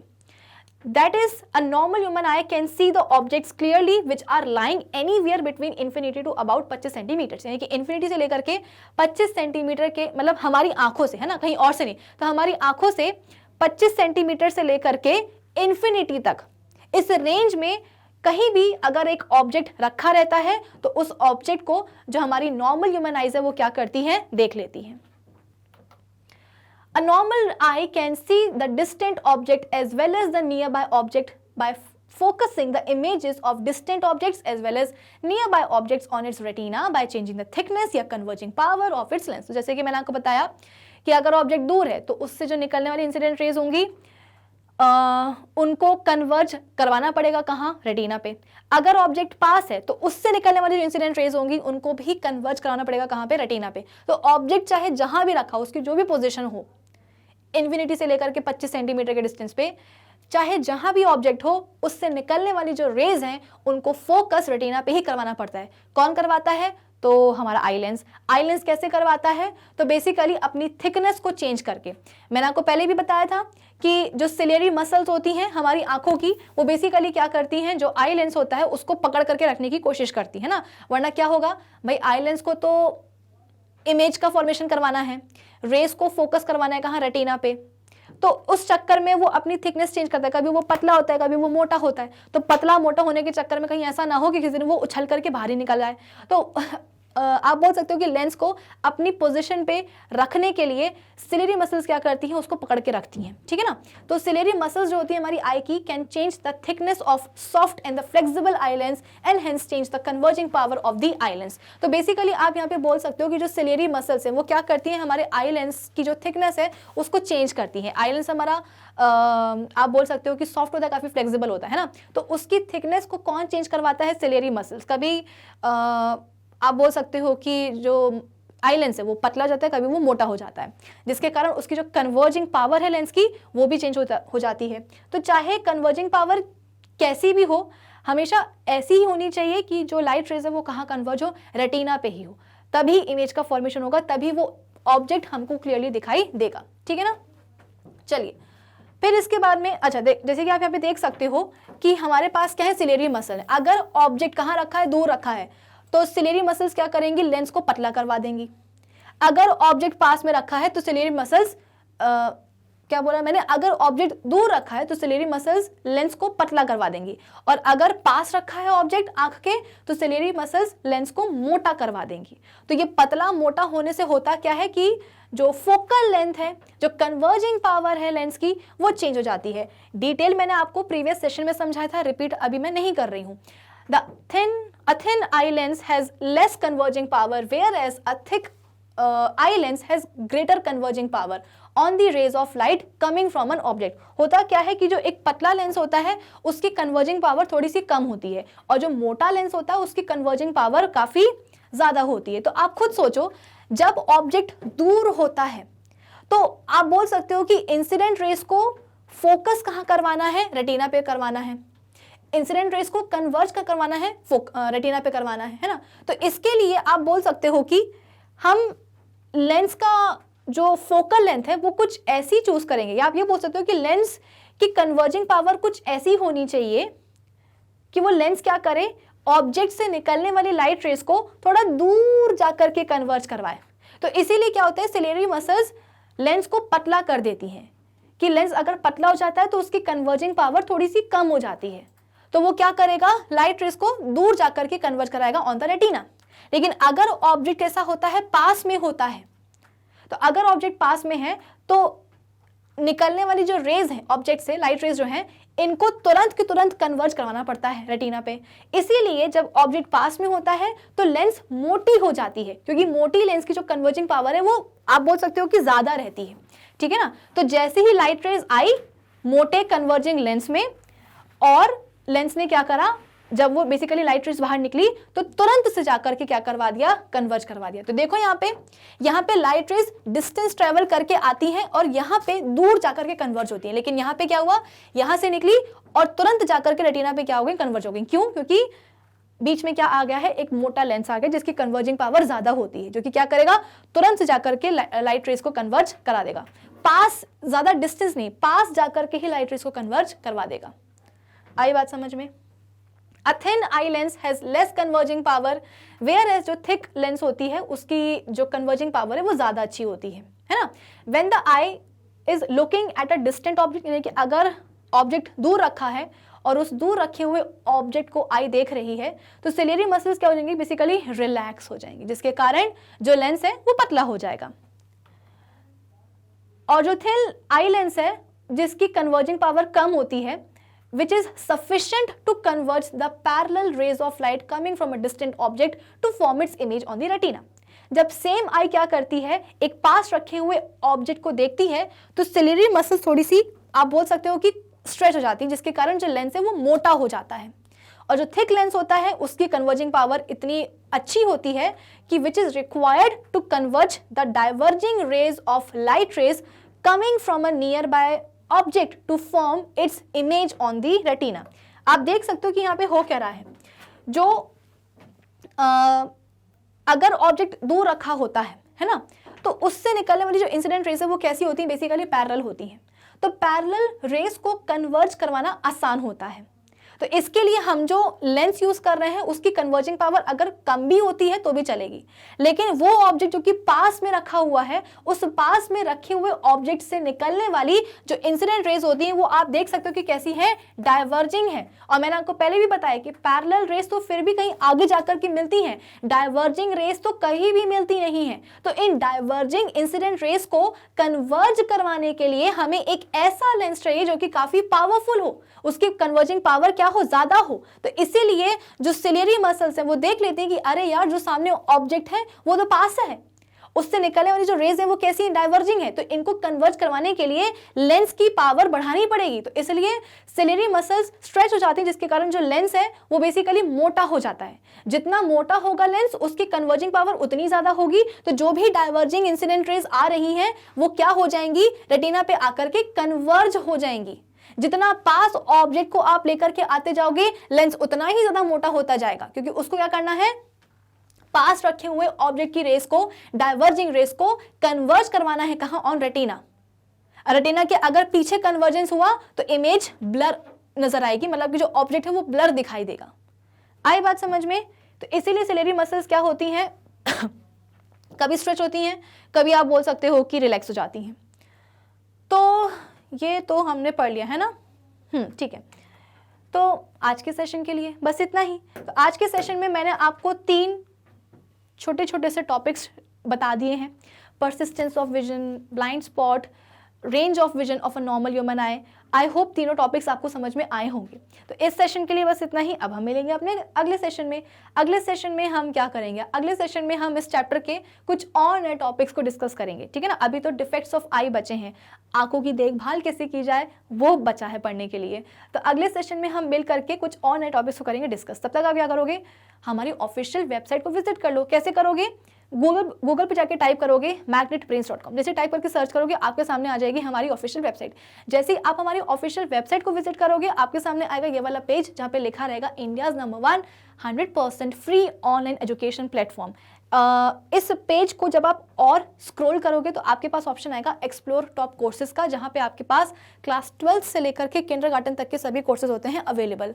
अब क्लास 8 देखने, तो क्या करोगे, क्लास 8 पे क्लिक करोगे। जैसे क्लिक करोगे आपके सामने क्लास 8 के सभी सब्जेक्ट्स आपको दिखाई देने लग जाएंगे। साइंस है, मैथ्स है ना, हिंदी है, सब कुछ है। अब सपोज क्लास 8 साइंस ही आपको देखनी, तो आप कैसे करोगे, क्लास 8 साइंस पे क्लिक करोगे। जैसे क्लिक करोगे तो आपके सामने खुल जाएगी क्लास 8 साइंस बाय विभूति खरे। अब अभी तक हमने जितने भी चैप्टर्स कर लिए हैं, जो भी हम कर रहे हैं, सभी चैप्टर्स के सभी लेक्चर्स यहाँ पे आपको हो जाएंगे अवेलेबल। सबसे पहला वीडियो आपको मिलेगा सिलेबस ओवरव्यू का। सिलेबस ओवरव्यू का जो वीडियो है उसको देखने के बाद में आपको रियलाइज हुआ है कि यार आज से ही हम क्या करेंगे, क्लास 8 साइंस का जो फर्स्ट चैप्टर है क्रॉप प्रोडक्शन एंड मैनेजमेंट वो पढ़ेंगे। तो हमें कैसे पढ़ना रहेगा वो, ये सिलेबस ओवरव्यू की वीडियो में जो नेक्स्ट वीडियो का ऑप्शन आ रहा है इस पे आप क्लिक करोगे। जैसे ही क्लिक करोगे तो हमारे फर्स्ट चैप्टर का क्रॉप प्रोडक्शन एंड मैनेजमेंट का जो फर्स्ट लेक्चर होगा वो आपके सामने आ जाएगा। तो कुछ इस तरीके से नेक्स्ट वीडियो दबाते जाना और नए नए वीडियोस देखते जाना। तो कुछ इस तरीके से आप बोल सकते हो कि आप हमारी ऑफिशियल वेबसाइट को, मतलब मैग्नेट ब्रेन्स के सभी लेक्चर्स को एक्सेस कर सकते हो। कैसे, तो हमारी ऑफिशियल वेबसाइट को विजिट करके। कौन सी वाली, यही वाली magnetbrains.com। So do visit our official website. Till then keep learning with Magnet Brains. Thank you for watching.